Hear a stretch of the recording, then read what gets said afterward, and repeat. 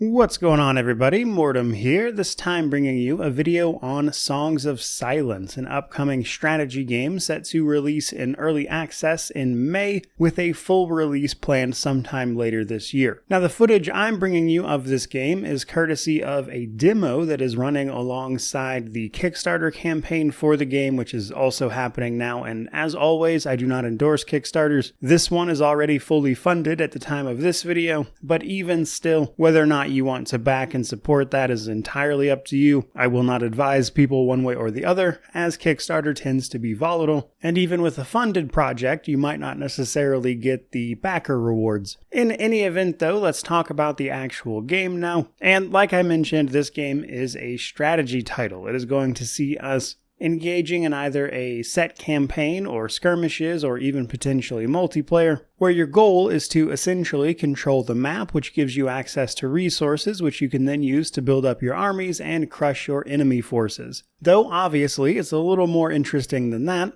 So first up, let's talk about the campaign. The single-player story for this title focuses around the world's adherence to what they call the Divine Hymn. From this music, if you will, the entire world was made, including a race of people known as the Starborn, one of the human variants you'll see. These people occupy the Thousand Kingdoms, which has recently come under attack by a force known as the Crusade. The Crusade are religious fanatics aiming to disrupt the Divine Hymn and replace it with silence, allowing them to remake the world as they see fit. Our story kicks off as our protagonist's town is destroyed by the Crusades, making her the unlikely queen of her people, who have all essentially been made refugees almost immediately. And of course, the campaign centers around turning that situation around while also introducing you to a host of other characters, including a third faction of eyeless human beings, known as, I believe it was the Firstborn. But with that said, let's actually talk about how you're going to accomplish some of those goals, which largely comes down to, of course, managing spots on the map, which allows you to garner more resources for your kingdom that you can then use to purchase troops and fight back. So let's start with the towns a little bit. Though right here at the beginning, I want to say that you're going to see a lot of cards on the screen for the game here, and this is not like a deck builder in any way. The cards are simply representative of abilities that you can choose on any given screen. Those are simply the abilities that are available based on the context of what you're looking at, which I point out specifically because personally, I'm not a huge fan of deck builders. I don't like the RNG involved, and that's not what you're seeing here. But much like another recent title, the Thaumaturge, the UI might make you believe that. Now, towns or any other settlement you happen to move your characters onto generate a certain number of resources. There are 3 resources: straight up gold, building materials, and divine favor. These are what you're going to use to tackle projects, recruit troops, and the usual stuff. Now, in bigger, more fortified areas, simply being in the town will rest and recover your troops, and each individual area will also have a set of passive bonuses that apply to that particular town that also denote how easy it is to, say, defend it based on like walls and things. But as you can also see on this screen, we're looking at our army that is currently stationed here. We have 3 options: the reserve, our army, and then the garrison. The garrison's, I would say, the most important because the garrison is who is actually assigned to defend the town if there's no other army available.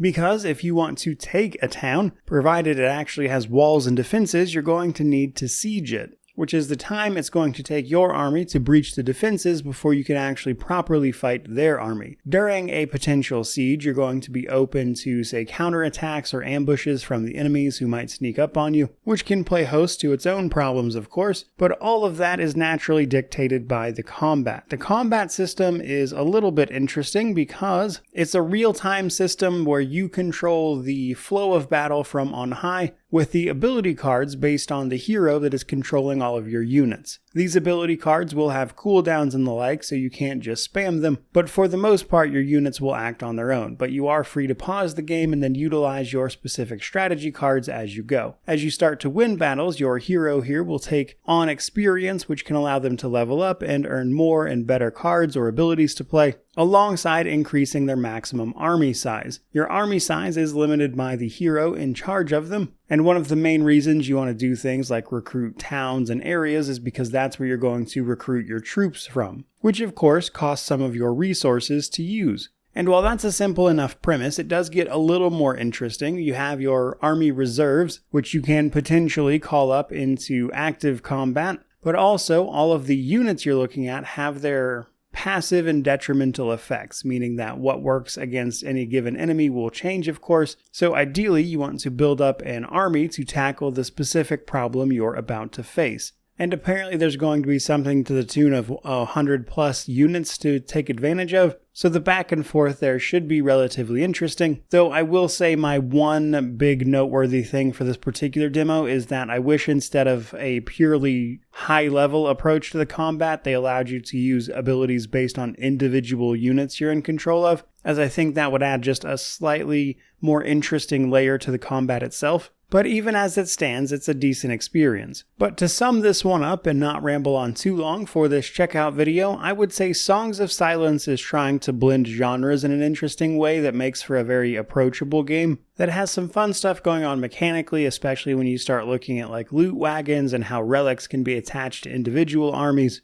The neutral monsters, the people that aren't your enemy, that are just wandering around the map, the extra areas you can conquer and explore for more rewards to build up your armies, and that's to say nothing of the interesting narrative and the honestly incredibly striking art style. All in all though, still a little bit early days for Songs of Silence, but I do think there is potential for a solid game here, and it'll be curious to see this one evolve over the course of just this year, really, and if it actually manages to release later this year, I will certainly be checking it out more then. In the meantime, though, that's pretty much going to do it for this video. I hope you enjoyed a look at this one. If you did, don't forget to like, comment, subscribe, all that YouTube jazz. But regardless of any of that, truly, just thank you so much for watching. I really do appreciate it. May you wander in wisdom and have an amazing day.